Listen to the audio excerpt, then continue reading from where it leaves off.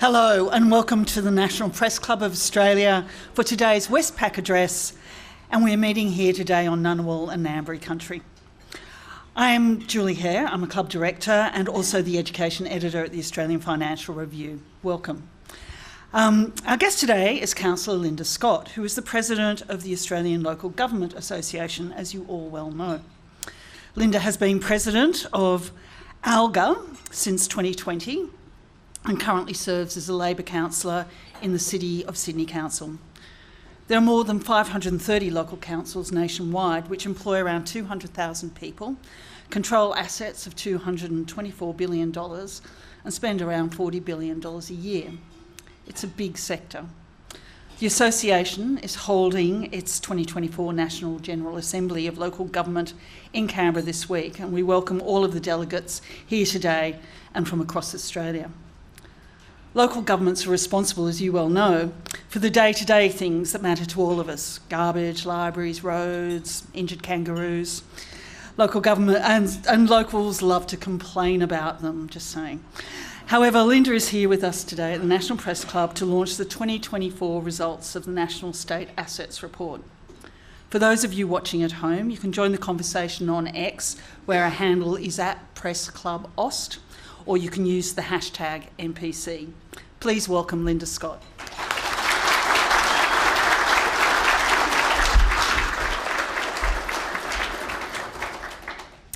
Thanks so much, Julie. I too would like to begin by acknowledging that we meet today on the land of the Ngunnawal and Ngambri peoples and celebrate their traditional custodianship of this beautiful land.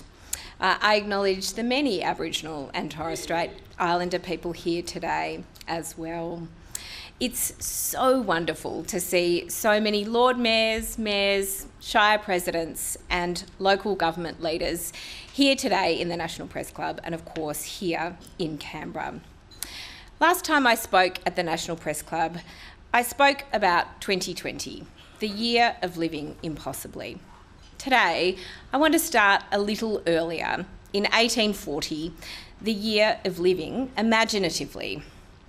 This was the year that local government was invented in Australia, because of course, unlike the states and territories and the Commonwealth, we are not mentioned in any constitution. We are the product of an imaginative leap nearly 200 years ago. But now, 537 local governments around Australia are inextricably woven into our national priorities and the everyday life of every single Australian. And yet, it's only been 50 years since the Whitlam government made another imaginative leap and provided local government with our own Commonwealth funding. The untied and unhelpfully named federal assistance grants, introduced by Frank Crean in 1974, gave local government for the first time the financial security that made it possible for us to invest with confidence in vital local infrastructure and services. What's more, it's only been 30 years since local government began our pilgrimage to Canberra, and because our current Prime Minister campaigned on the promise delivers results locally, it's the second gathering of the Australian Council of Local Governments since Anthony Albanese revived what had in fact been his idea in 2008, the Australian Council of Local Governments. When we look today at what local government does, it does seem impossible that it hasn't always been thus. Libraries, parks, pools, childcare, roads, and in a surprise to many city dwellers in Australia, also airports, cemeteries, water utilities, health services, and so much more. Australia's local governments employ more than 200,000 people across more than 400 occupations. We manage assets valued at $640 billion, with an annual operating spend exceeding $38 billion. We manage 1/3 of Australia's public infrastructure. We're responsible for 77% of the national road network. We are collectively, in Australia, bigger than the giants of Australian business, like Telstra or Woolworths. And of course, we touch the lives of everyone in every corner of every single part of Australia. It's no surprise then that research after research, survey after survey finds that local government is the most trusted level of government. And so whilst we manage $643 billion in assets, I would argue that one of our most valuable assets is that trust. Right now, as we look across the globe, and even closer to home, trust is in short supply, more than ever before. We've seen a shockingly rapid erosion of trust in our institutions, not just governments, but in science, in medicine, in media, and more. We often hear today that we live in a post-truth time, but less often do we stop to consider what that means beyond the impact on political leaders' debates or election campaigns. The undermining of truth and trust in democracy is insidious and dangerous. We are seeing the impacts of that, of course, at local government. Recently, at a debate in a Sydney council about the banning and then unbanning of a book about rainbow families, it garnered the kind of national coverage that clickbait cultures always do.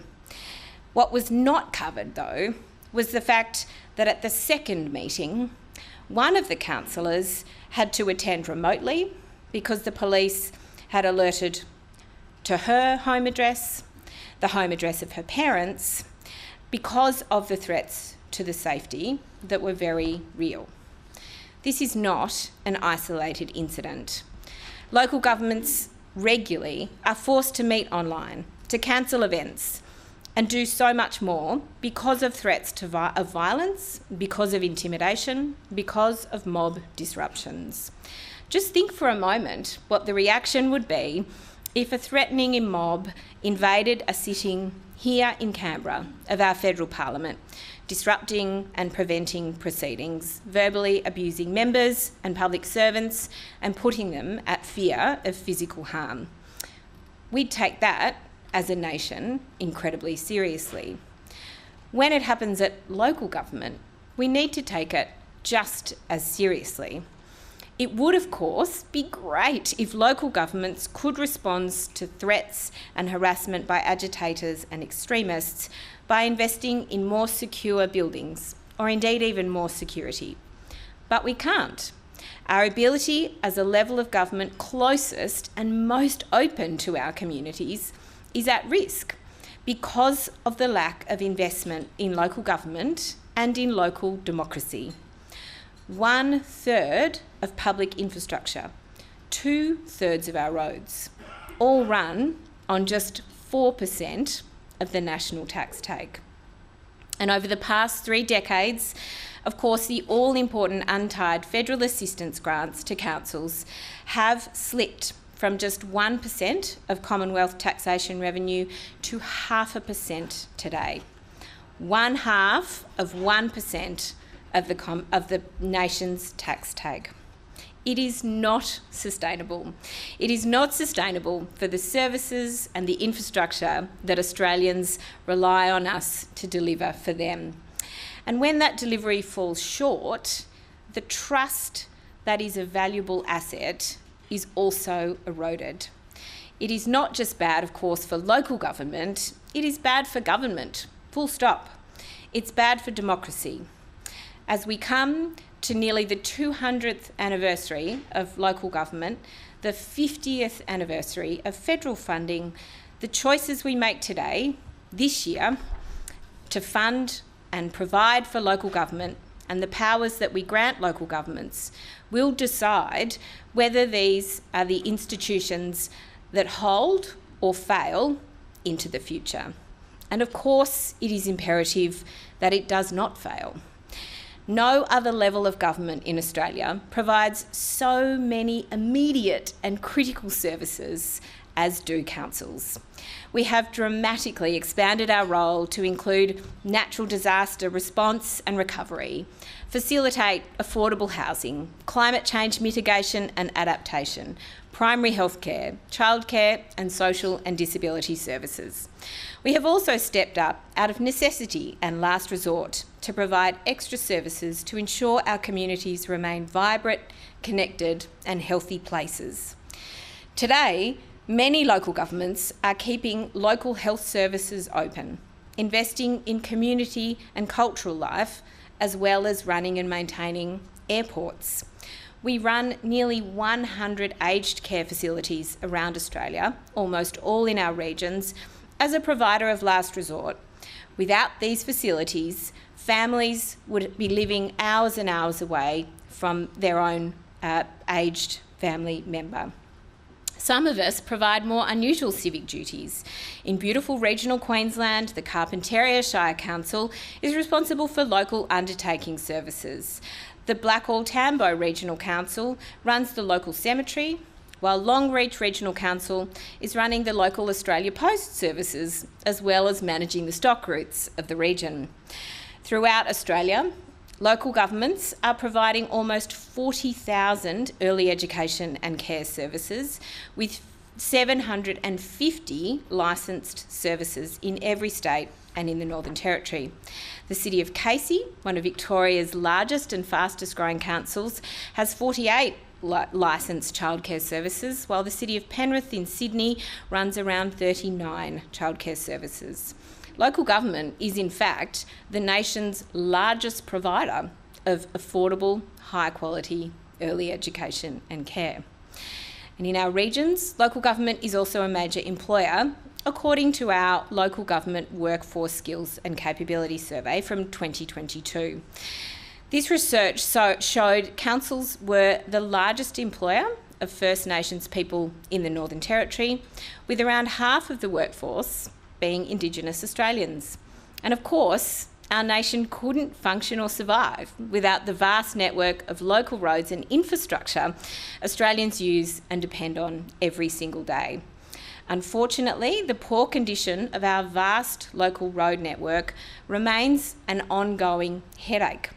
This is not just a problem for local residents bouncing over those irritating potholes. The width and the strength of our roads and our bridges determines how much we can all carry. With trucks loaded with productivity-enhancing supplies and equipment, trucks loaded with health-enhancing fresh produce, or indeed, army vehicles loaded with tanks. You may not know, but when you take your American road trip along Route 66, you are travelling along roads and bridges built to the standards Eisenhower set to allow the strategic movement of intercontinental ballistic missiles. Thousands of kilometres of rural and regional roads remain riddled with potholes, and the cost of repairing these flood-damaged roads is estimated to be around $4 billion. We, of course, continue to drive home our message to governments that more funding is urgently needed to repair local roads and, importantly, build them back better and more resilient to natural disasters in the future.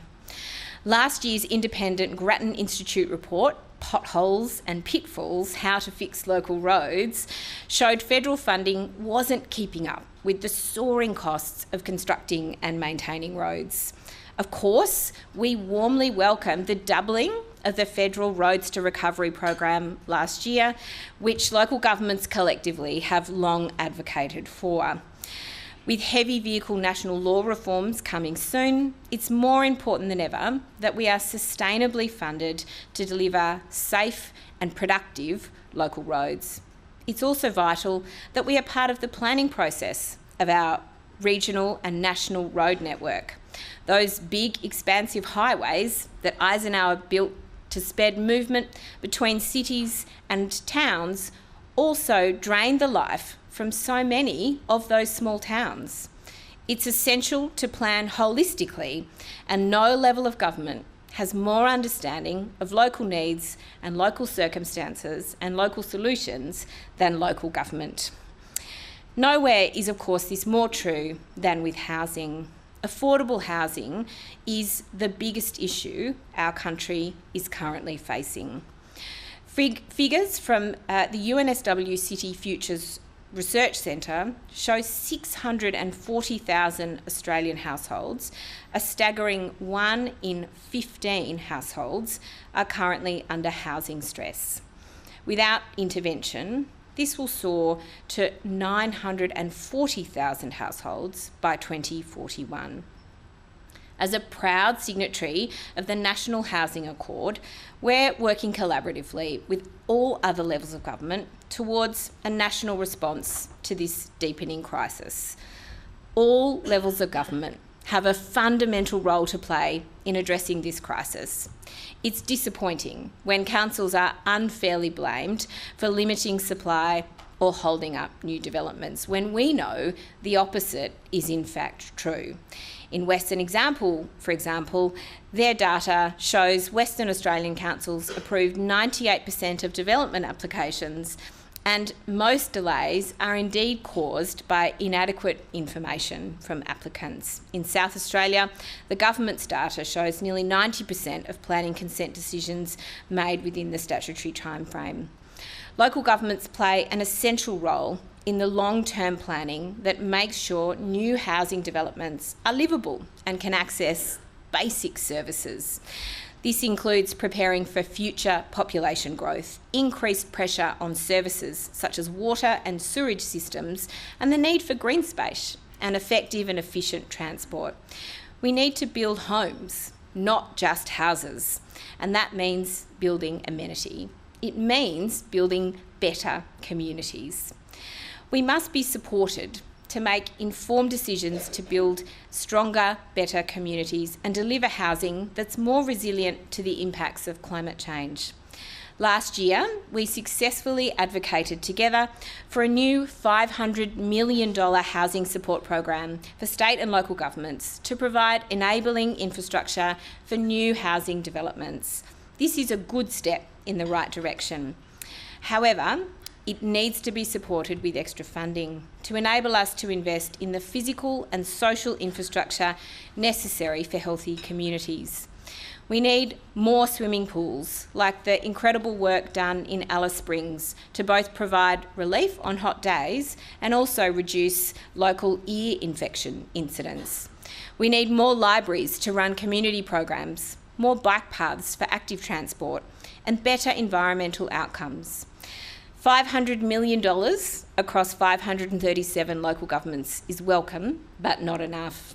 As one small example, in my own council in the City of Sydney, our new Green Square pool, for an area predicted to be the most densely populated part of Australia, more dense than Hong Kong, cost $100 million alone.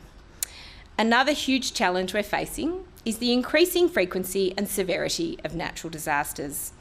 Looking around the room today, I see so many of you who have lived through the experience of a natural disaster and have led your communities through heartbreaking bushfires, floods, or cyclones.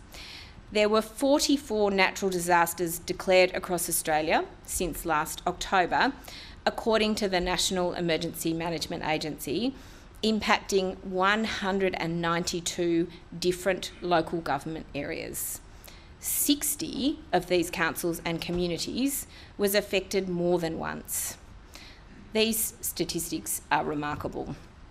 Deloitte Access Economics estimated disasters cost Australians $38 billion per year, and this is expected to rise to $73 billion by the year 2060, assuming a low emissions scenario.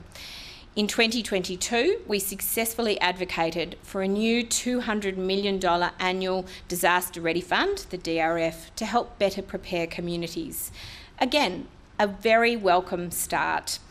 We're spending still, though, less than 5% of disaster funding on mitigation and community resilience. In the last round of this funding, we saw more than 300 applications submitted, seeking more than double the available funding, $460 million. We welcome that 187 of these projects were funded, including 100 by councils. But we know for every additional dollar spent on mitigating the effects of climate-related disasters, it saves the government up to $8 in the long term, according to DFAT analysis. These massive mitigation projects cost millions of dollars to deliver. The Bundaberg East flood levy, for example, proposed by Bundaberg Regional Council and funded by the federal and Queensland governments, is costing around $175 million to build. We need to significantly increase investment in emergency preparation, preparedness and mitigation. We also believe building back better should be a core value and an overriding principle of disaster recovery. And at a Senate committee inquiry last year into disaster resilience, I called again for the disaster recovery funding arrangements to include betterment in recovery and reconstruction. The Royal Commission into Natural Disaster Arrangements recommended that state and territory governments should take responsibility for the capability and capacity of local governments, which they have delegated emergency management responsibilities for. We will continue to push for these recommendations to be adopted by states and territories and, most importantly, addressed. As councils have continued to evolve, supporting and building community wellbeing is increasingly our core focus. In light of the current cost of living crisis, there's been a major shift towards providing more free and low-cost services, especially for our most marginalised communities. It's been so wonderful to see so many council-run libraries stepping up as important community hubs, offering support and lending non-traditional items. As New South Wales President, I had the pleasure of visiting almost every council-run library in the state of New South Wales and successfully advocating to double their funding. It's those kinds of results that allow local governments to provide all-important connected communities through their libraries. Councils are filling the void to offer social services to our most vulnerable, including in aged care, as well as with those experiencing domestic violence, homelessness, and through the NDIS. For example, there's about 60 local governments and 6 local government statutory authorities that provide life-changing NDIS services around Australia. We provide high-quality sporting and recreation facilities that families use every week for community sport, and local events and programs to reduce isolation and loneliness. As a provider of last resort, councils are often increasingly playing a larger role in supporting better healthcare, especially in our regions. Nowhere is this more true in the Closing the Gap targets to close the gap between outcomes for Indigenous Australians and non-Indigenous Australians. ALGA is a very proud signatory of the National Closing the Gap Agreement, outlining a pathway to improve the lives of First Nations Australians. We're committed to partnering with all levels of government and supporting Australia's councils as we work to reduce the social and economic disadvantage experienced by so many. It is so wonderful to see the Northern Queensland local governments partnering with the state government, for example, to provide 25 Indigenous knowledge centres managed by Aboriginal and Torres Strait Islander Shire councils.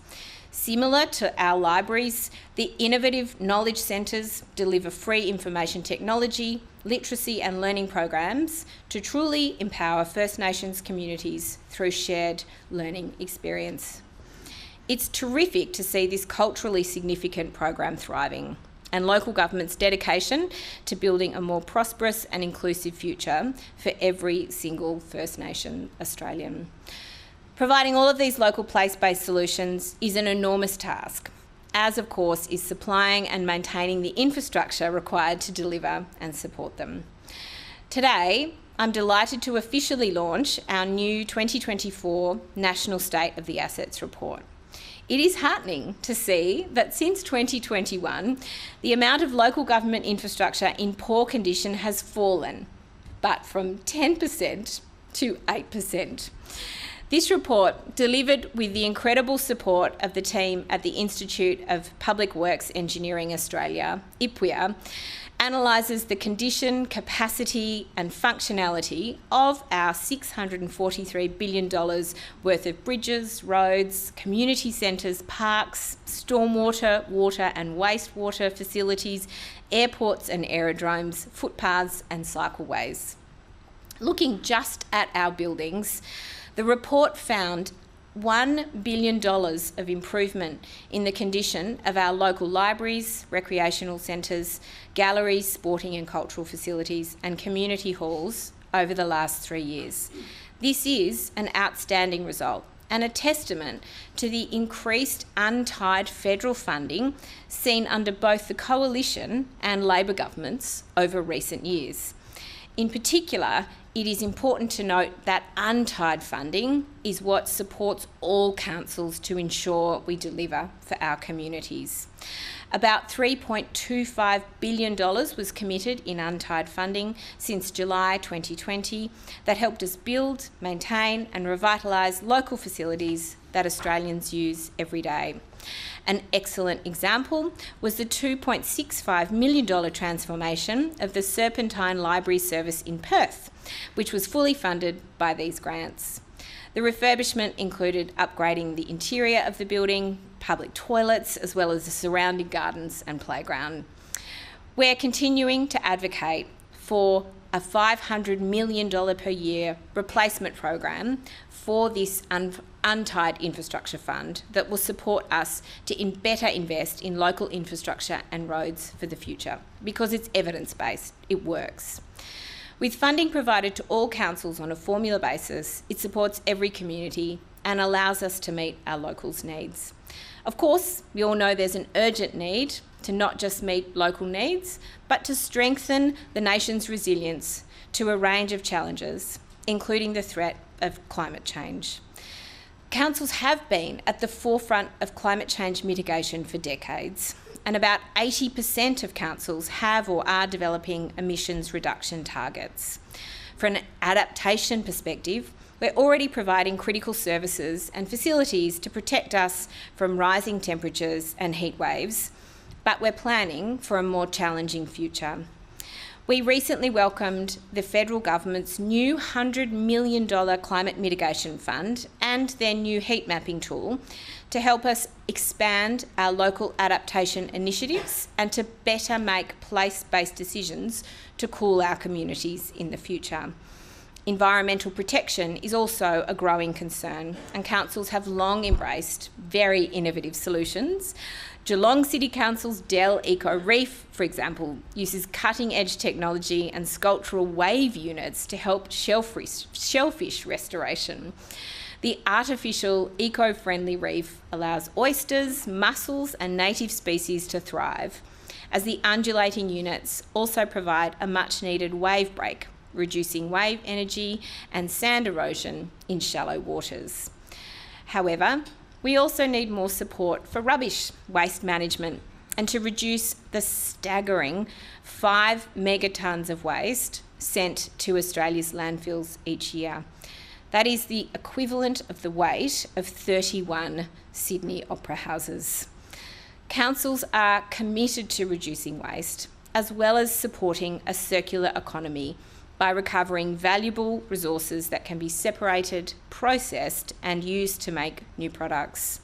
Shoalhaven in New South Wales has set an ambitious target to divert 90% of all waste from landfill by later this year.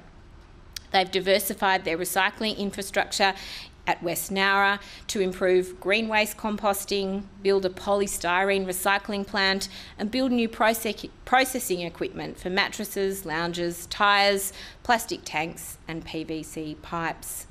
As you can see, the roles and responsibilities have grown significantly and expanded since local government began here in Australia in 1840.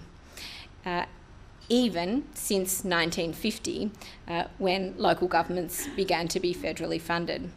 But the funding model hasn't improved since 1974. In some places, it's actually gotten worse. It was encouraging to see the federal government recognise the current system is broken, announcing a parliamentary inquiry into local government sustainability. Our submission highlighted the increasing federal support for local government and how it isn't just the right thing to do, it's a smart investment in our nation's productivity and wellbeing.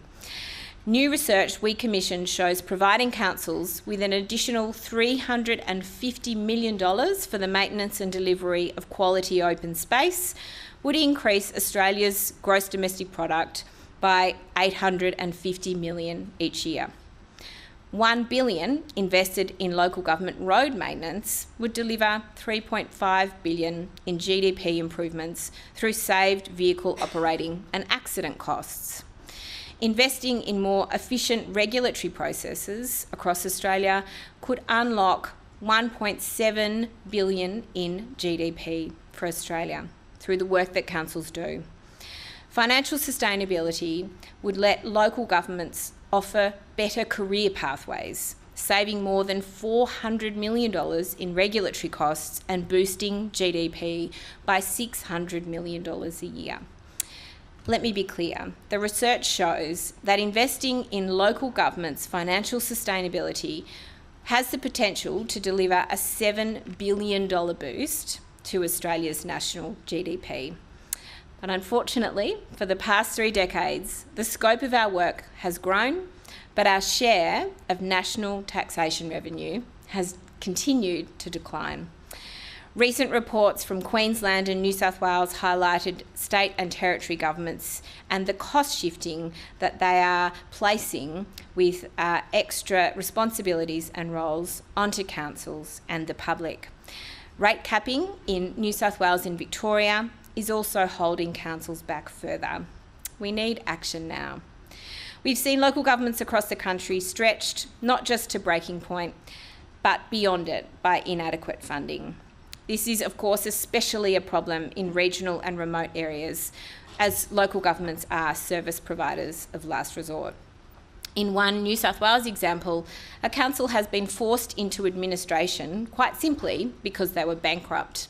It's just so inefficient to deliver services to these areas through state and territory governments, and yet when councils are in administration, this is often what happens. It's of course also a blow to local democracy, as people in these local government areas lose their voice. When people lose their voice in decisions that affect them, they lose their trust in these decisions and in those that make them. Investment in local government is an investment in the most trusted level of government. It's an investment in our democracy at a time when our democracy is under direct threat. We have seen the impact of post-truth politics on democratic trust, to a smaller degree in Australia than overseas, where, for example, more than 2/3 of American Republican voters simply do not believe that President Biden was actually elected. I fear, along with AEC's Commissioner Tom Rogers, the impact of generative artificial intelligence on our democracy and our public trust in it. Our submission to the recent parliamentary inquiry highlights 5 recommendations for ensuring the ongoing sustainability of every local government. Thank you to the many of you in this room who also took the time to provide submissions, highlighting how together we can better support our communities to thrive. We recommended that the Commonwealth Government needs to restore our funding grants to where they used to be, at least 1% of Commonwealth taxation revenue. While, of course, we ultimately want to see local government recognised in the Constitution, we recommended that the government should be bolder in using existing Commonwealth heads of power to provide direct funding to local governments, supporting quicker, more targeted and effective funding to our communities. We recommended that the government needs to recognise the essential role we play achieving national priorities across productivity, improved community wellbeing, reducing inequality, environmental protection, the circular economy and emissions reduction, emergency management, ensuring secure, well-paid jobs and building a skilled workforce. Our 4th recommendation is including local government as a full permanent voting member of National Cabinet and across all ministerial forums. You only have to look at the past few years and the pandemic we all lived through to see how important local perspectives are to national decision making. And finally, we recommended not changing the formula for federal funding to individual councils. This is contentious and opinions do vary, but changing the way the pie is sliced doesn't help when we actually just need a larger pie. What we need to do is recognise councils are an essential level of government, fundamental to our nation's future, and fund them accordingly. I would like to acknowledge the Albanese government following through on their commitment to increase engagement with councils, as this Friday we will again hold our second Australian Council of Local Government forums in the past 13 months, a cherished opportunity for local government to work with our federal parliament on what our communities need. Of course, together, we will be pushing very hard for increased support and the urgent need to restore federal assistance grants to at least 1% ahead of the next election. This September, as I step down from my role after 4 years serving as the local government's national president, 4 years as the New South Wales president, and 12 years in local government in total, it has been a deep honour to serve. And I thank the support of my family, my friends and my local government family for working with us to be able to achieve so much. Together we have achieved billions of dollars of funding for local government, a doubling of New South Wales library funding, and more locally in the City of Sydney, some wonderful new skate ramps, statues and parks. It's such an incredible opportunity as a local government councillor to see the tangible impact that your advocacy and work can make on the suburbs and villages and cities around you. However, as we look out at the arc of future, as we look forward to the more than 200 years ahead, a further 50 years out from when local government received its first federal funding, or in another 30 years when we mark the 60th anniversary of local governments in Australia, where will we be? If I can leave you here today at the National Press Club with one point that underlies everything, the good and the bad, that happens at local government level, it's this. We touch and improve the lives of every Australian, every day, in a myriad of ways that other levels of government simply can't. We are, in fact, indispensable. Indispensable to community wellbeing, indispensable to economic productivity, indispensable to environmental sustainability, indispensable to democracy. Threats and disruptions of our function and services are not just local interest stories. They are a threat to Australian democracy itself. By supporting local government as an investment, we rebuild trust in our democracy and more broadly in our national reserve of institutional trust. It's the right thing to do. It's the only thing to do. Thank you.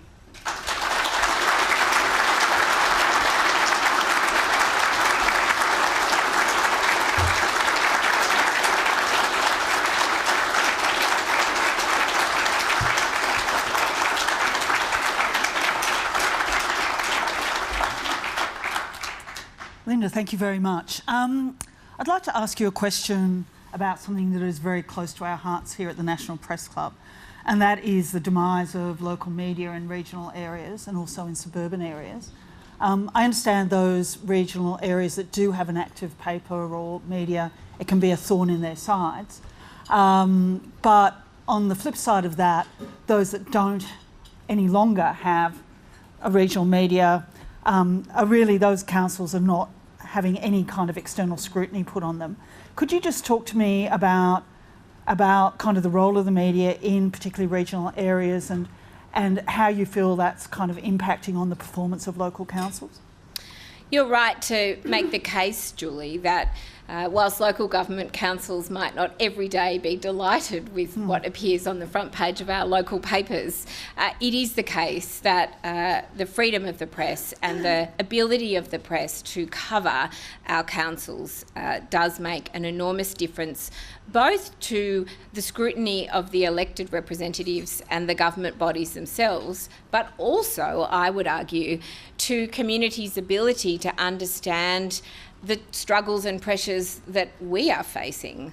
I certainly know that when I started 12 years ago as a City of Sydney councillor, we had many local journalists at every meeting of our council. That is certainly not the case now, and we know across many regional and remote areas, local regional media coverage has dwindled from few to, in many cases, none.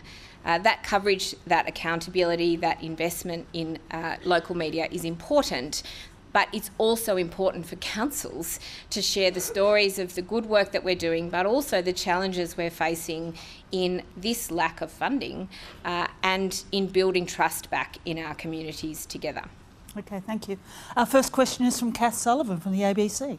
Thanks very much, Julie. Excuse me. Thank you for your address. I wanted to ask you about local government's relationship with the Commonwealth, and if I could, 2 questions very quickly. One, you talk about constitutional recognition. What does last year's referendum mean if local government is ever to have constitutional recognition? What happens to that? And secondly, should federal government and state government be forced to consult with local government when making decisions around significant policies such as where they're going to put a potential nuclear power plant or a renewable project? It is important for local governments to be recognised in the Constitution. Thanks for the question, Kath. And of course, ALGA has long advocated for that to be the case. Without those clear constitutional powers, it does put the Commonwealth and other levels of government, in some cases, at greater legal risk when funding us. However, they do continue to do that and have done so for 50 years. So whilst it is important, we acknowledge that funding mechanisms legally exist for Commonwealth and states and territories to fund local government. Federally, as I outlined, they have for 50 years, and that is an effective mechanism from which to increase their funding for us. Local governments took different views about the voice, and generally, should there be a referendum in future on constitutional recognition for local government, we would, of course, welcome that. It is an important step for the country. But local governments also recognise, in line with our community's needs, there are pressing and urgent needs for us all to deal with in other areas as well. I think it is important to recognise that local governments are doing our best with what we can, but our funding and our expenditure on our communities has flatlined when the expenditure of state and territory and federal governments has increased. We're doing things very efficiently and effectively with greater demand. Consulting local governments is important. It's why we advocate to restore us fully to the National Cabinet, to restore us fully to the ministerial councils. Of course, those are held in Cabinet confidence, but having had the honour and privilege of sitting across a huge number of ministerial councils over the last 4 years, the voice of local government needs to be at the table for every decision. Migration, planning, building codes, road weight limits, environmental protections, many different areas we are managing and supporting on behalf of our communities. So we advocate to restore us as a permanent voting member of those national ministerial forums to provide that voice for local governments and local communities.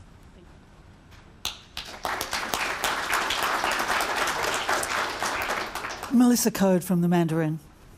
Hi Linda, Melissa Code from the Mandarin. Thank you for giving such a comprehensive sense of the work local government does. Picking up on your points of local government and local councils representing trust in the community, being an example of local democracy, being a provider of last resort, as sort of a foundation for increasing the pie.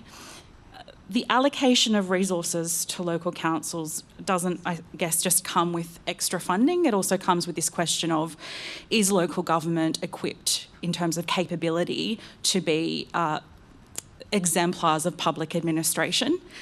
So if we were to grant and fulfil your wish tomorrow and local government had all this extra money to deliver the complex essential services it does, do you think that would adequately address the capability gap potentially, given all the extra expansive roles you also said this level of government has to shoulder? It's a great question, Melissa, thank you.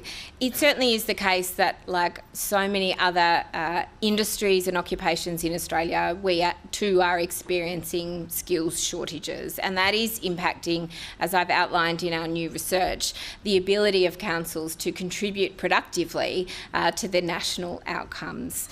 We know, for example, as I said, we outline, we employ 200,000 Australians.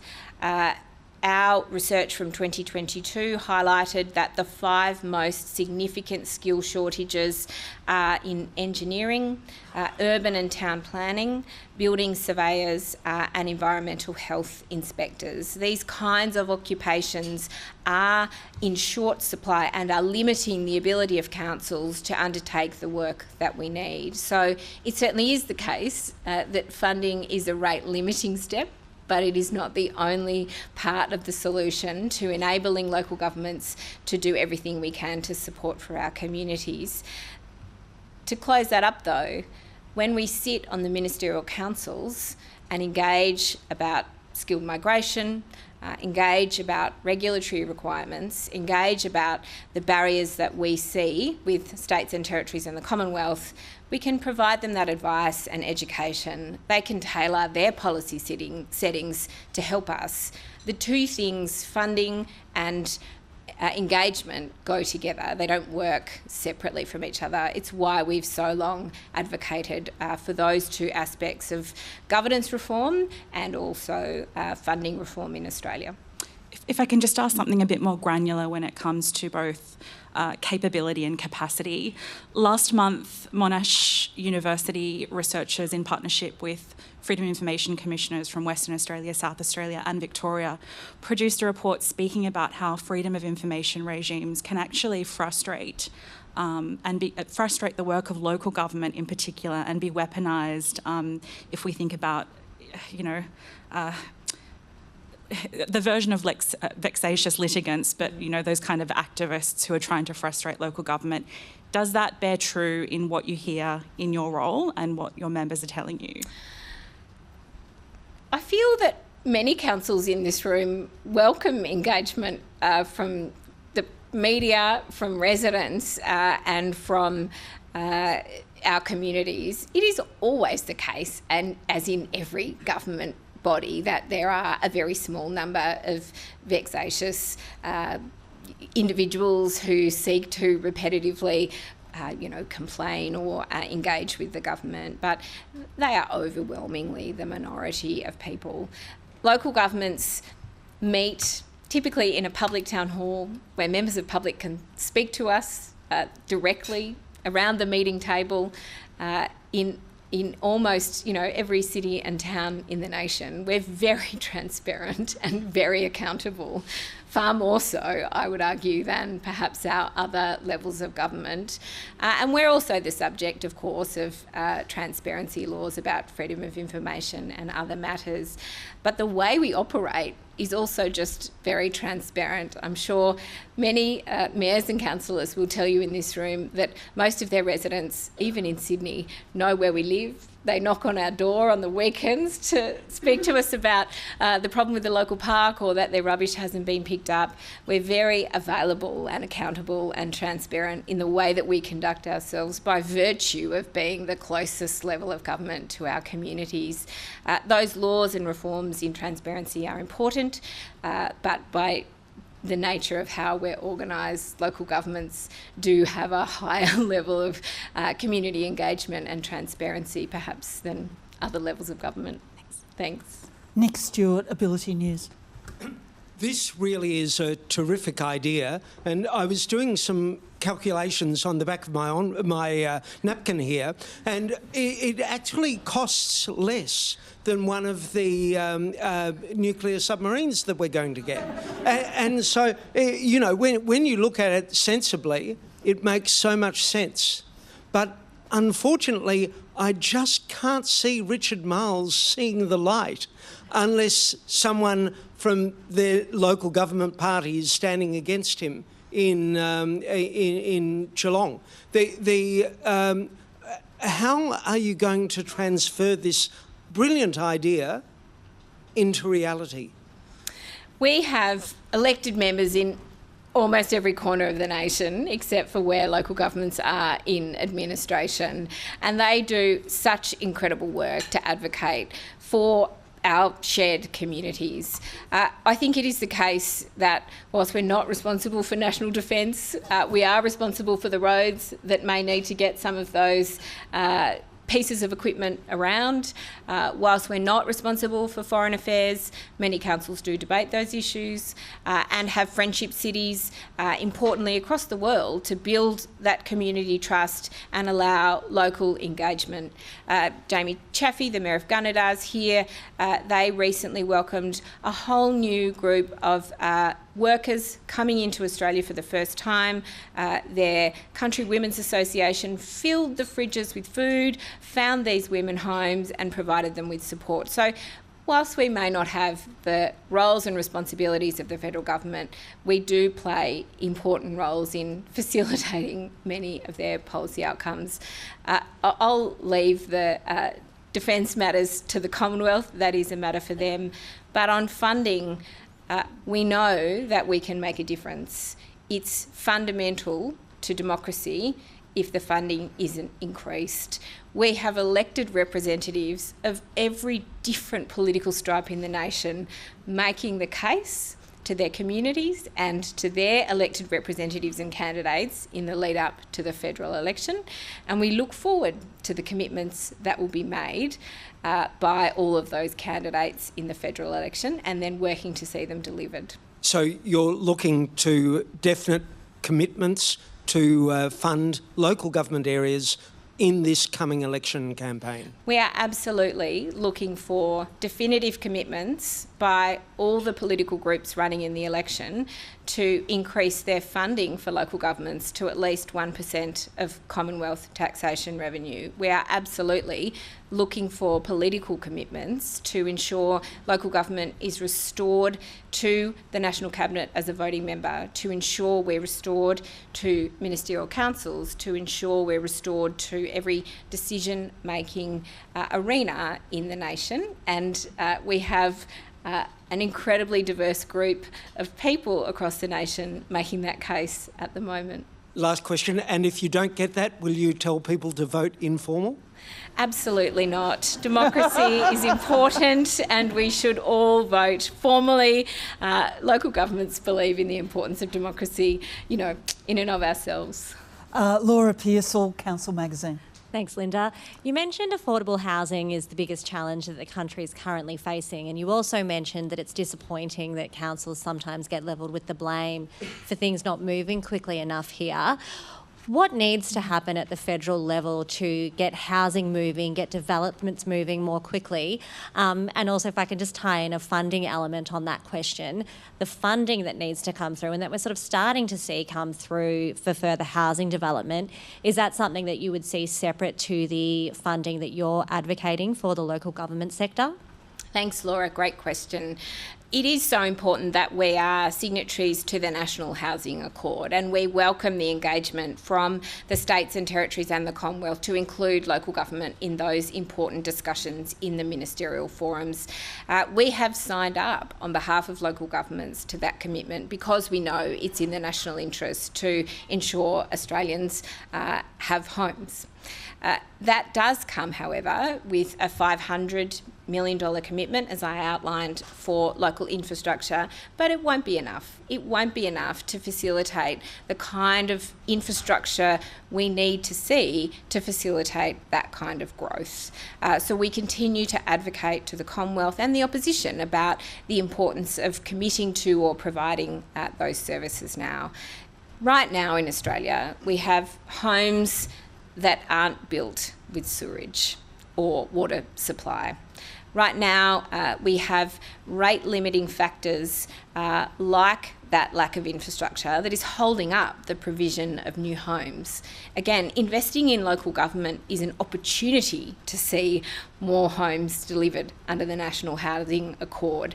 Better quality homes, stronger communities are delivered faster and in the public interest. But without that funding, we are at a point of important choice. Without the funding, we won't have the skilled people needed to approve the development applications. We won't have the skilled community infrastructure that's needed to enable people to have driveways that can be cycled or driven into. So we're at an important point of choice, and the decisions that the Commonwealth Government makes really matter to whether they can achieve their federal priorities in the National Housing Accord or not. So just as a follow-up, at the local level, do you actually see that when it comes time to building and for further developments to be established, there's actually a lack of qualified people to be able to build some of the additional infrastructure needed, or is it really that funding issue? It's the different jobs ecosystems are very different across the nation, so it's hard for me to comment nationally on what the skills shortages look like with respect to builders and tradespeople. But it is the case that funding is in short supply. What does this look like? It means that local governments often are in the position of funding infrastructure after new homes have gone in. We're having to dig up existing streets to put the drainage in. It's of course much more expensive. It's much more disruptive. It takes a much longer period of time. It's a poorer use of public money. So again, we're at a point of choice to save money, to invest public dollars more effectively and efficiently, investing in local infrastructure first before homes go in, planning better so we're not building more homes in flood zones so that the homes built are insurable.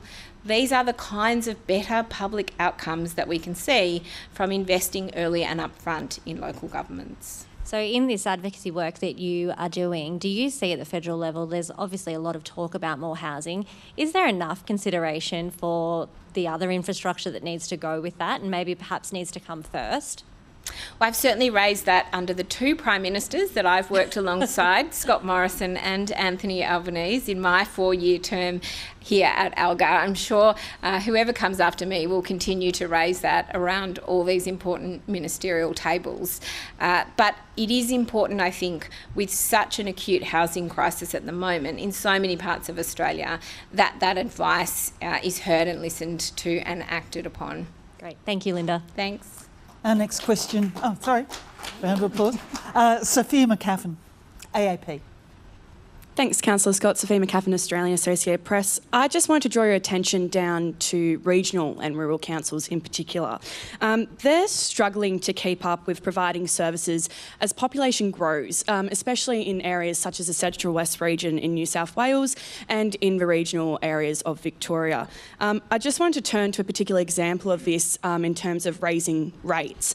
So last year in 2023, Bathurst Regional Council proposed to raise rates by 70% over 2 years. That was thankfully, stopped due to community consultation and things like that. If regional and rural councils are not funded by state and governments, how are they supposed to keep up to provide services for this increasing population as more and more young people choose to move from metropolitan cities into regional and rural areas? It's a great question, Sophia. Thank you. I think we have some of those Central Western New South Wales mayors and Victorian mayors here today. It is, of course, more efficient and effective for the Commonwealth Government to collect taxation in line with their existing mechanisms and revenue streams, and then fund local governments, particularly in regional and remote areas that simply do not have the rate base to enable them to provide the necessary infrastructure that is required.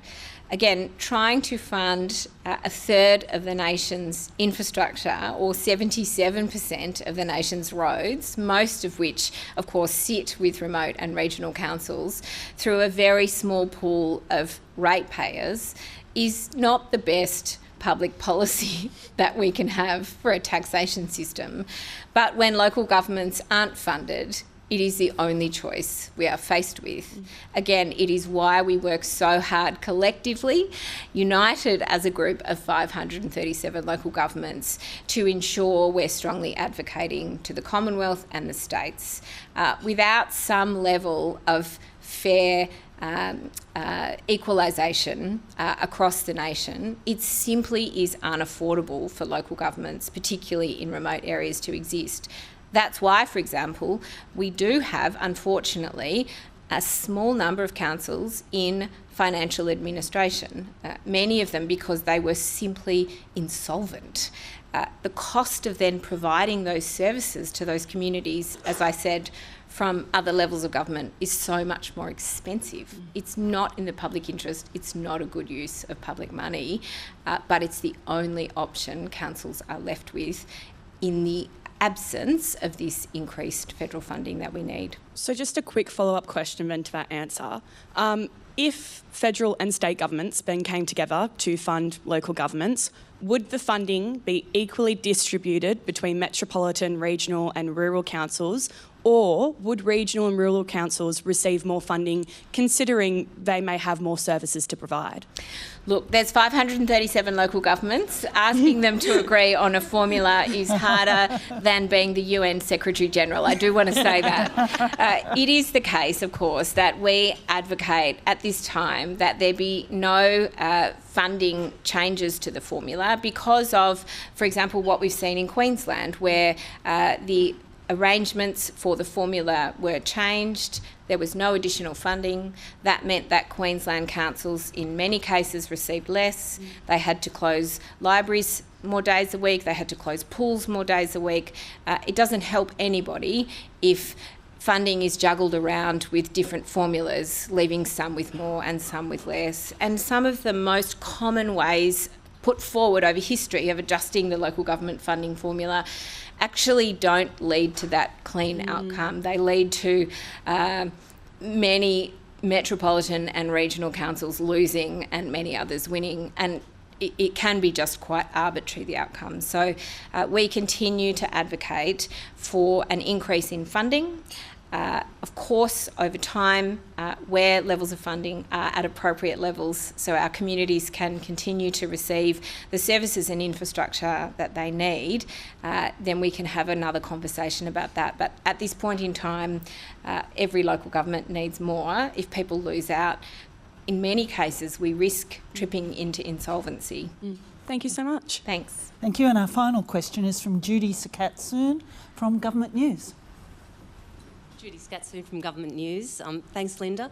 You mentioned being the Secretary-General of the United Nations. So I was just wondering, does ALGA have any position on the conflict in Palestine? And can we expect any debate on that over the next 2 days of discussion? Thanks, Judy. It is the case that many councils in Australia have debated that issue, and I'm sure will do in the past. It is also the case that across my 12 years, councils have debated many issues of foreign policy in order to give voice to the concerns of our different communities. That's an important role that local governments play in Australia. We have a record number of motions before us for the next week at our conference, and councils have the ability to put forward motions and also have procedural mechanisms for the conference to vote on whether further motions should be held.